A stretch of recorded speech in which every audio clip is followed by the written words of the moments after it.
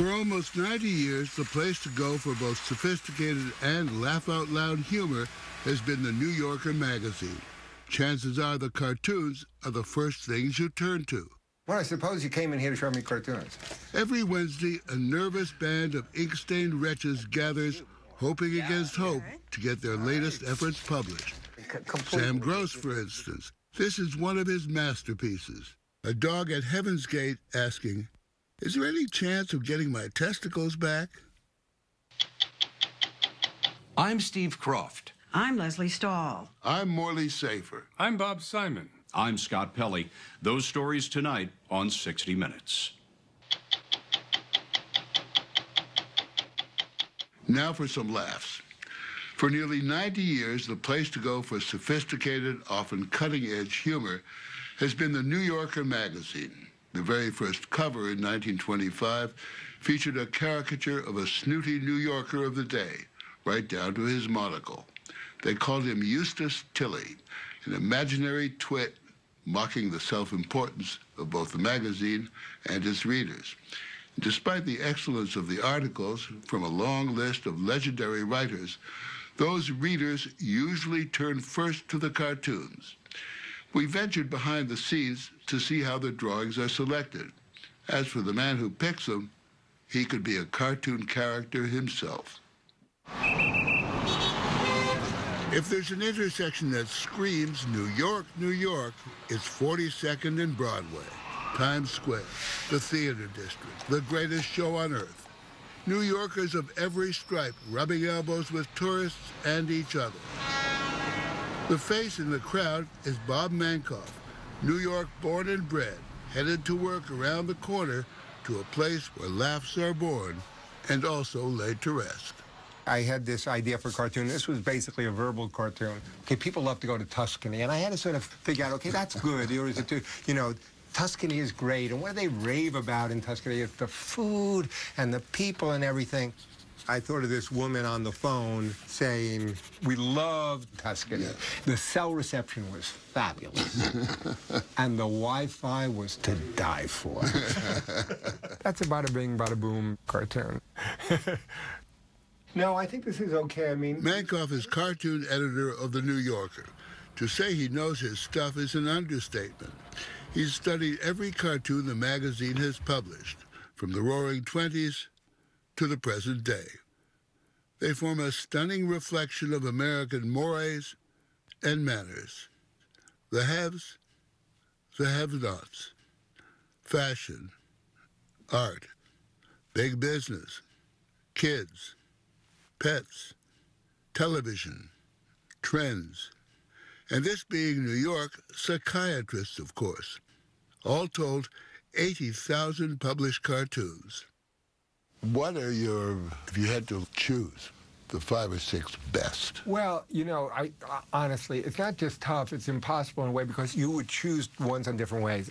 Here are some great cartoons. The Charles Addams cartoon is classic. Adam's ghoulish family is about to pour boiling oil on some Christmas carolers. The Michael Crawford cartoon. It's the French Army knife, all wine corkscrews. That's a perfect cartoon.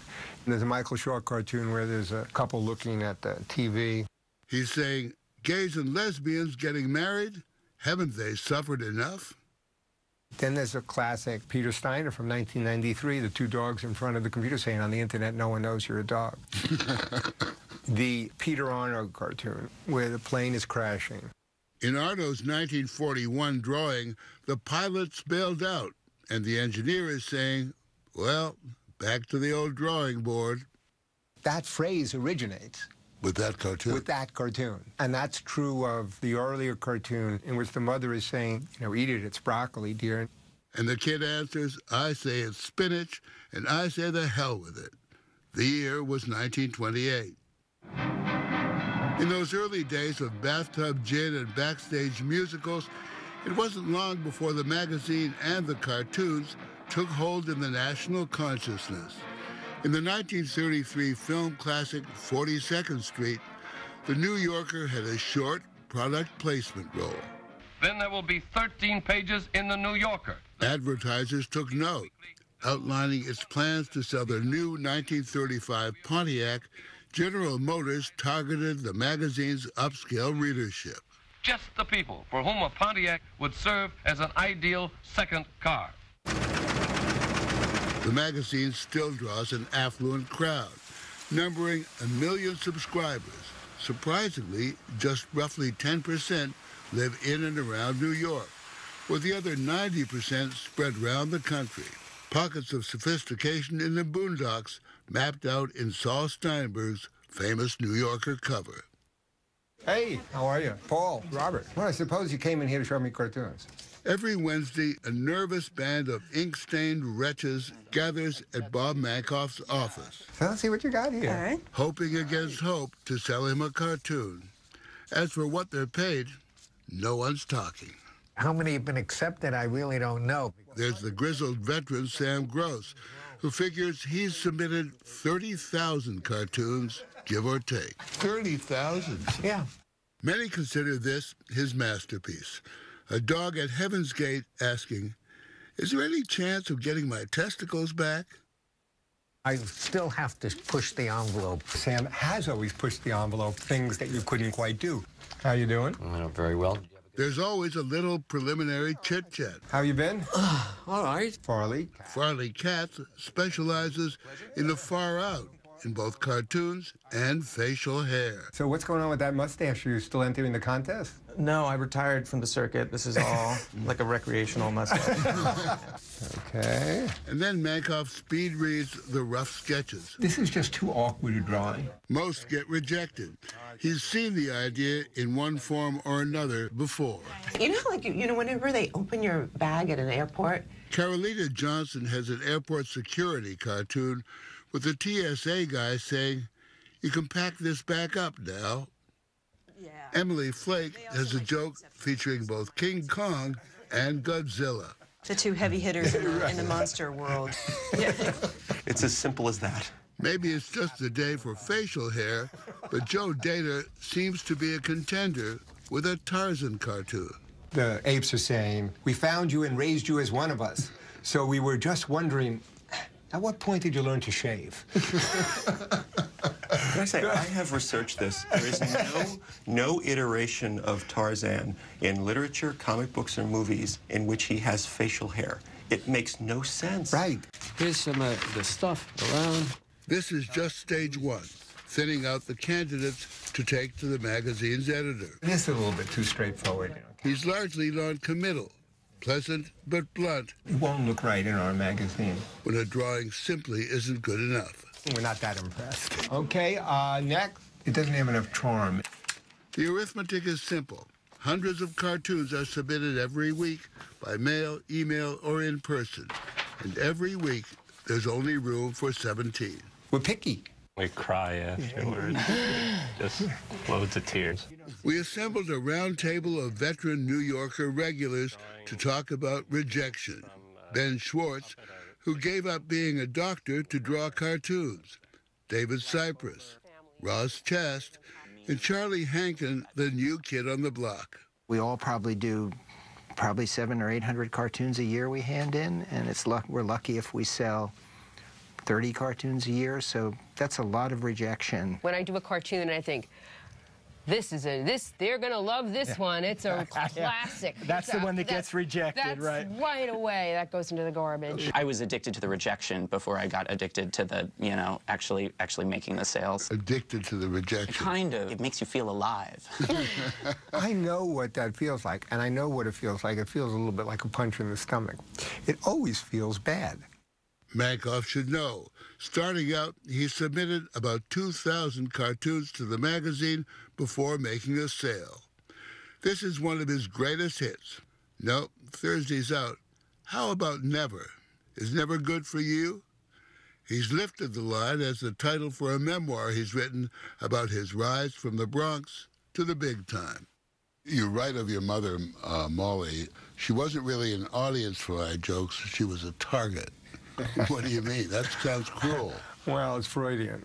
My mother was this sexy, flamboyant, annoying woman to me, and also I loved her.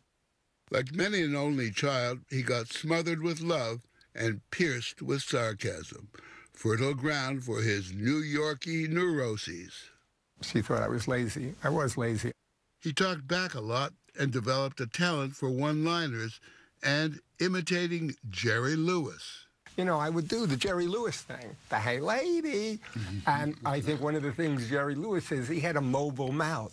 So I also had a mobile mouth. One of the first comic things that you do is imitate. I have to say, when it comes down to it, he takes humor very seriously. David Remnick is editor of The New Yorker, the man who makes the final decision, the decider on which cartoons get published and which don't. That's kind of nice. I would go with that one. But just hang on. He is always trying to figure out what makes the little time bomb work, meaning the joke, meaning the cartoon. You don't get it? Nope. He's very smart. The shell, the outward shtick, is... weird? Comic. Oh, my God. But there's a real mind at work there. One of his chapter titles in his book is, I'm not arguing, I'm Jewish. Bob's Jewish? I had no idea.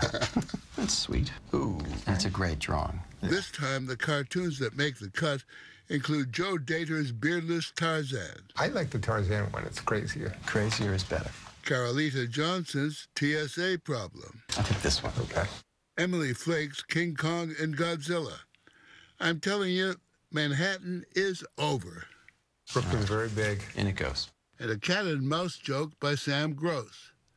Have you no shame? Don't get it? You're not alone. At least 5 times a week, somebody will come up to me and say, I didn't get such and such a cartoon. Well, including me.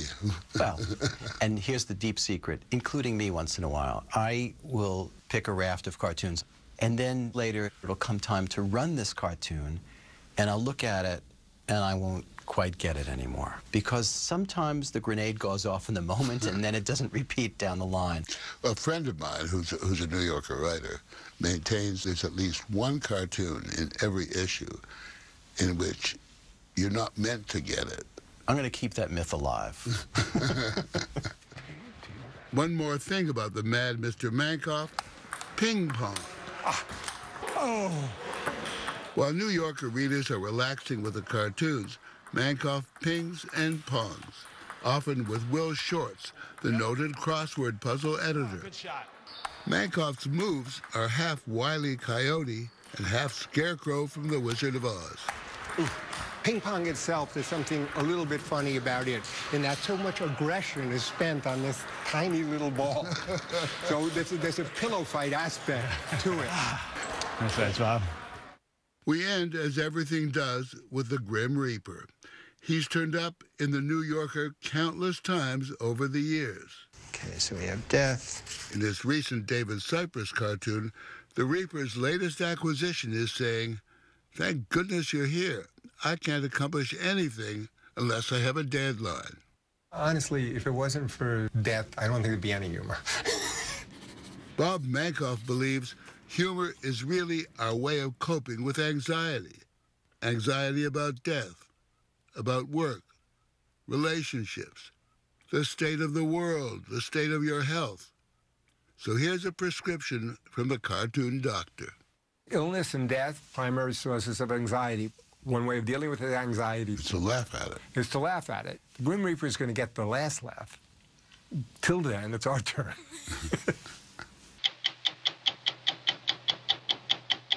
For more New Yorker cartoons and to hear about Morley Safer's favorites, go to 60minutesovertime.com, sponsored by Lyrica.